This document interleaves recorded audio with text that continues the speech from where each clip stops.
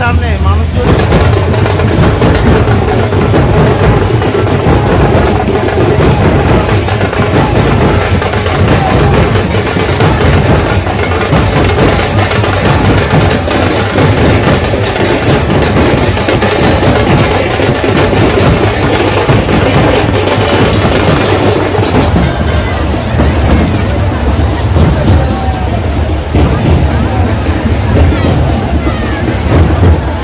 দেখো, এই যে জলের কন্ডিশনটা দেখতে পাচ্ছ, এই জলের কন্ডিশনটা এখনো অবধি কি করে ভালো আছে জানি না। সারা রাত ধরে কিন্তু স্নান করেছে, সারা রাত ধরে, মানে সেই 10টা থেকে 10:30 থেকে আর কি স্নান করছে লোকজন।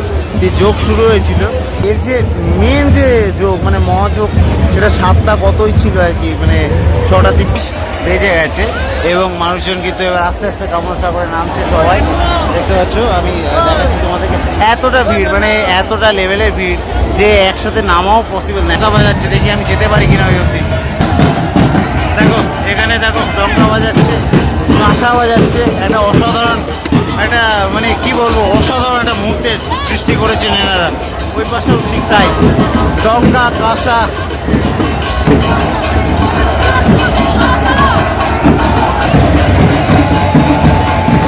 অসাধারণ অসাধারণ, জাস্ট দেখার মতো এটা। দেখো দেখো, দেখতে দেখো।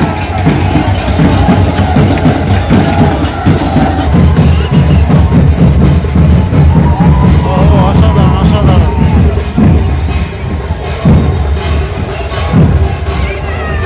মহাকুম্ভ আমি নাইবা বললাম, ওটা এখন মৃত্যু কুম্ভ হয়ে গেছে, মৃত্যু কুম্ভ হয়ে গেছে। আমি ঈদ মোবারকেও যাই, আমি ইফতার নিজে করি এবং রোজাতেও যাই, ইফতারেও যাই, ঈদেও যাই। জয় হরিবল, জয় হরিচাঁদ ঠাকুর, জয় গুরুচাঁদ ঠাকুর। মহাকুম্ভ আমি নাইবা বললাম, এটা হচ্ছে মরণ কুম্ভ। দর্শক, মহাকুম্ভর সঙ্গে এই ঠাকুরনগরের কোনো সম্পর্ক না থাকলেও মুখ্যমন্ত্রী যে কাজটা করেছেন সেটার সঙ্গে কিন্তু সম্পর্ক রয়ে গিয়েছে। কারণ মুখ্যমন্ত্রী যেটা বলছিলেন মহাস্নান, পুণ্য স্নান, সেটাকে বলছিলেন মরণ কুম্ভ, মৃত্যু কূপের মতো। আমি কেন আজকে মুখ্যমন্ত্রীর এই ভিডিও ক্লিপটা দেখালাম, সেটা হচ্ছে ঠাকুরনগরে হিন্দুদের একটা বা মতুয়াদের একটা বলতে পারেন অনুষ্ঠান চলছে, যার কাণ্ডারি ছিলেন হরিচাঁদ ঠাকুর, গুরুচাঁদ ঠাকুর। এই মুখ্যমন্ত্রী হরিচাঁদ ঠাকুর এবং গুরুচাঁদ ঠাকুরকে কি বলেছিলেন আপনারা তো জানেন, গরুচাঁদ ঠাকুর বলেছিলেন।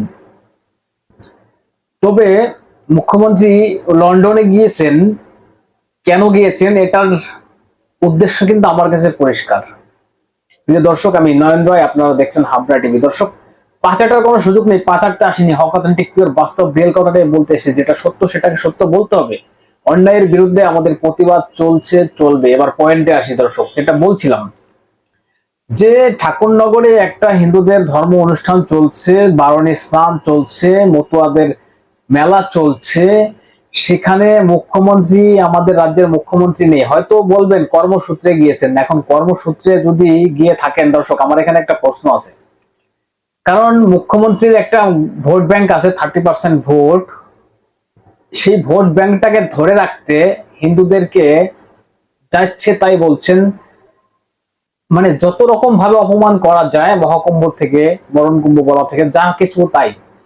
মানে ব্যাপারটা হচ্ছে, উনি লন্ডনে যাওয়ার আমার কাছে একটাই কারণ মনে হয় যে দেশে থাকলে বা রাজ্যে থাকলে ঠাকুরনগর নিয়ে কিছু বলতে হবে। আর ঠাকুরনগর নিয়ে কিছু বলতে গেলে ওই 30% ভোট ব্যাংক ধসে যাবে। যেহেতু সামনে ইলেকশন আছে, 2024-এ ইলেকশন আছে, 2026-এ ইলেকশন আছে, আর কয়েক মাস বাকি মাত্র। এই মুহূর্তে মুখ্যমন্ত্রী কি এটাই প্ল্যানিং করে চলে গিয়েছেন যে বাবা এর থেকে দেশের বাইরে চলে যাই, ওইগুলো ওই মহা স্নান নিয়ে এবং হরিচাঁদ গুরুচাঁদ ঠাকুর নিয়ে এবং বারণী স্নান নিয়ে আমার কিছু বলতে হবে না। আগে আপনারা দেখেছেন ইফতার করতে চলে গিয়েছিলেন, কোথায় গিয়েছিলেন? ফুরফুরা শরীফ। ফুরফুরা শরীফ চলে গিয়েছিলেন, মাথায় ঘোমটা দিয়ে চাকুম চুকুম করে ইফতার করে এসছেন।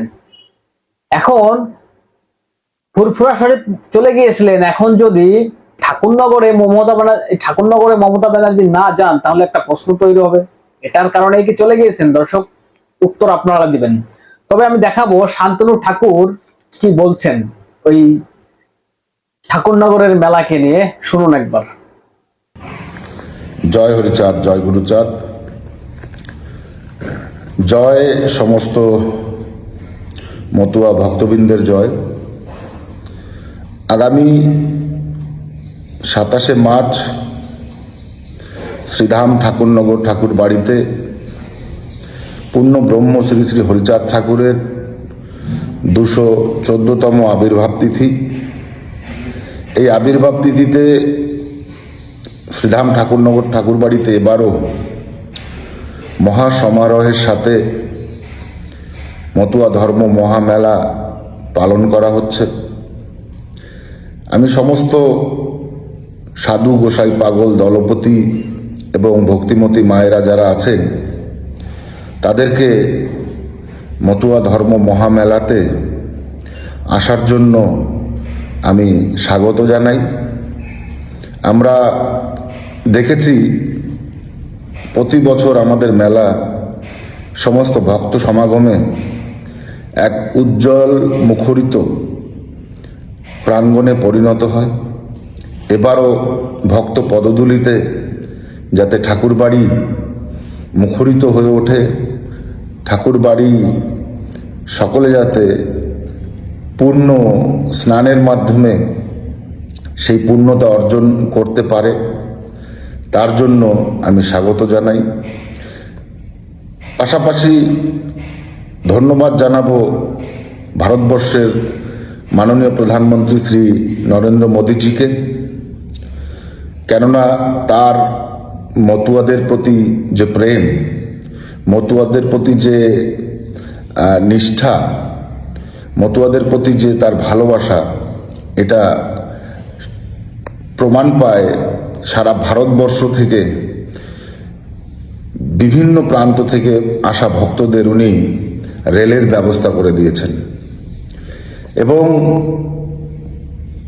যাতে তারা ঠাকুরনগর পর্যন্ত পৌঁছতে পারে তার ব্যবস্থা করে দিয়েছে। তো এর চাইতে মতুয়া বান্ধব আর কে হতে পারে? তাই মাননীয় প্রধানমন্ত্রীজিকে আরেকবার অসংখ্য ধন্যবাদ জানাবো এবং এবারের মেলা সকলের ভালো কাটুক সেই কথা বলে সকলের আগমনকে স্বাগত জানিয়ে আমি আমার বক্তব্য শেষ করলাম। সকলকে নমস্কার। দর্শক, আপনারা দেখলেন যে এই ভিডিওটা কয়েকদিন আগের ভিডিও, যেটা আমি তুলে রেখেছিলাম। কথা বলবো বলে আমার টাইম হচ্ছিল না, তবে ভাবলাম এটা নিয়ে কিছু বলতেই হবে, না বললে হবে না। কারণ শান্তনু ঠাকুর সমস্ত যারা সাধু ভক্ত বৃন্দরা আছেন মেলায় তাদেরকে স্বাগত জানিয়েছেন এবং মেলা যেন সুষ্ঠুভাবে সবাই পরিবেশন করতে পারে এসব বলেছেন। এবং আরেকটা কথা বলেছেন, সেটা হচ্ছে আমাদের প্রধানমন্ত্রী শ্রী নরেন্দ্র মোদীর কথাও তুলে ধরেছেন এবং ধন্যবাদও জানিয়েছেন। কারণ প্রধানমন্ত্রী যে কাজটা করছেন মতুয়াদের সঙ্গে নিয়ে, মতুয়াদের মানে এত কাছের হয়েছেন, মতুয়াদের সাপোর্ট করেছেন। আপনারা জানেন সিএ বিল পাস করেছেন, সেখানে এই মতুয়া বেশ কিছু মতুয়া সেখানে সিটিজেনশিপ পাবে। এবং ওরাকান্দি আপনারা জানেন বাংলাদেশের, যেখানে হরিচাঁদ ঠাকুরের জন্মস্থানই বলতে পারেন, সেখানে প্রধানমন্ত্রী গিয়ে ঘুরে এসছেন। এবং ঠাকুরনগর এমন একটা মেলা, সারা দেশের থেকে, মানে ভারতবর্ষ এত বড় একটা দেশ, সব জায়গা থেকে লোকজন আসেন, ট্রেনের ব্যবস্থা করে দিয়েছেন প্রধানমন্ত্রী। আরো অন্যান্য বিষয় বললেন, সবকিছু মিলিয়ে প্রধানমন্ত্রীকেও ধন্যবাদ জানালেন। তবে দর্শক, শুভেন্দু অধিকারী ওখানে পৌঁছে গিয়েছিলেন, ঠাকুরনগরে পৌঁছে গিয়েছিলেন, আর শুভেন্দু অধিকারী কি বললেন একবার শুনুন। আমরা সনাতনী হিসেবে আমরা ঠাকুরকে প্রণাম করতে, এই ঠাকুর যদি না থাকতো আরো কয়েক কোটি মানুষকে ধর্ম পরিবর্তন করে ইসলামীকরণ হয়ে যেত। 1907-8 সালে ঠাকুর ভগবানের রূপে ধরাধামে এসে 1907-8 সালে মতুয়া সমাজের সৃষ্টি করে তিনি আজকে গায়ের জোরে ধর্ম পরিবর্তন করা হয়েছিল। আর দলিত বঞ্চিত সমাজ, পিছিয়ে পড়া সমাজ, তার মধ্যে তিনি শিক্ষা, স্বাস্থ্য, সব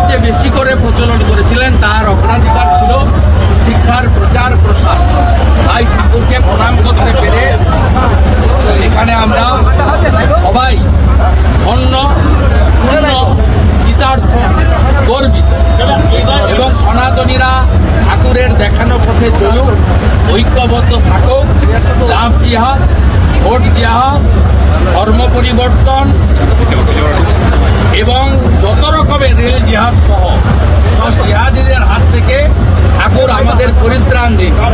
আপনারা শুনলেন শুভেন্দু অধিকারীর বক্তব্য, যেটা বলছেন এটা তো পরিষ্কার যে এই হরিচাঁদ ঠাকুর, গুরুচাঁদ ঠাকুর যদি না থাকতো, কয়েক কোটি হিন্দু তাদেরকে মুসলিম ধর্মে কনভার্ট করে দেয়া হতো। তাদের জন্যই হয়নি। হরিচাঁদ ঠাকুর, গুরুচাঁদ ঠাকুর তাদেরকে সঙ্গে নিয়ে চলেছেন এবং একসঙ্গে চলার চেষ্টা করেছেন। প্রধানমন্ত্রীকেও ধন্যবাদ জানালেন শুভেন্দু অধিকারী যে দেশের একমাত্র প্রধানমন্ত্রী, তিনি বাংলাদেশে গিয়েছিলেন এই হরিচাঁদ ঠাকুর এবং গুরুচাঁদ ঠাকুরের যেখানে ওরাকান্দি ধাম হয়, বারণী স্নান হয়, সেখানে প্রধানমন্ত্রী গিয়ে ঘুরে এসেছেন এবং হিন্দুদের এক হওয়ার ডাক দিয়েছেন শুভেন্দু অধিকারী যে ঠাকুর যেন মুক্ত করে আমাদের, আমরা যেন একসঙ্গে চলতে পারি, পাপ যেন বিদায় হয়, আর অনেক কিছু বলেছেন। দর্শক, সব থেকে বড় কথা হচ্ছে, আমি একটু আগে বললাম যে কথাটা, কারণ ভোটের জন্য একজন ব্রাহ্মণ পরিবারের মেয়ে দাবি করেন, কিন্তু সেই ব্রাহ্মণ পরিবারের মেয়ে ইফতার পার্টিতে চলে গিয়েছিলেন, রোজা না রেখে চাক্কুম চাক্কুম করে মাথায় ঘোমটা দিয়ে খেয়ে এসছেন এবং মহাকুম্ভকে বলছেন মরণ কুম্ভ, মৃত্যু কূপের মতন। আর এত বড় একটা হিন্দুদের অস্তিত্ব বা যেটাই বলতে পারেন, হরিচাঁদ ঠাকুর, গুরুচাঁদ ঠাকুর, তাদের একটা নাম আছে, কারণ আমরা মানি, সনাতনী হিন্দুরা মানে। সেটা তার একটা অনুষ্ঠান হচ্ছে ঠাকুরনগরে, তার একটা স্থানে, সেখানে মুখ্যমন্ত্রীর একটা বক্তব্য থাকা উচিত ছিল না? যদি ইফতার পার্টিতে চলে যেতে পারেন, মাথায় ঘোমটা দিয়ে চাক্কুম চুকুম করে খেয়ে আসতে পারেন, তাহলে এটা নিয়ে কিছু বলতে পারবেন না আপনি? কারণ এটা নিয়ে বলতে গেলে আপনার ভোট ব্যাংক ধসে যাবে, তাই না? তাই আপনি লন্ডন চলে গিয়েছিলেন যে দেশেই থাকা যাবে না বাবা, রাজ্যে তো দূরে থাক, দেশেই থাকা যাবে না। দেশে থাকলে আমার বলতে হবে, হিন্দু ধর্মের অনুষ্ঠান সেগুলো নিয়ে আমাকে বলতে হবে, আর এগুলো নিয়ে বলতে গেলে আমার 30% ভোট ধ্বংস হয়ে যাবে। হরিচাঁদ ঠাকুর, গুরুচাঁদ ঠাকুরকে নিয়ে কোনো কথা বলা যাবে না। ভাবুন দর্শক, আপনারা ভাবুন, আপনাদের ভাবতে হবে, এগুলো আপনাদের ভাবতে হবে। মুখ্যমন্ত্রীর রাজনীতিটা কোথায়? 30%-এর রাজনীতি মুখ্যমন্ত্রীর। দর্শক, কি বলবেন? আপনাদের গুরুত্বপূর্ণ মতামত জানাবেন কমেন্টস করে এবং নজর রাখবেন হাবড়া টিভিতে। চ্যানেলটাকে সাবস্ক্রাইব করে পাশে থাকবেন, সঙ্গে থাকবেন। দেখা হচ্ছে নতুন কোনো ভিডিওতে। ততক্ষণ সুস্থ থাকুন, ভালো থাকুন।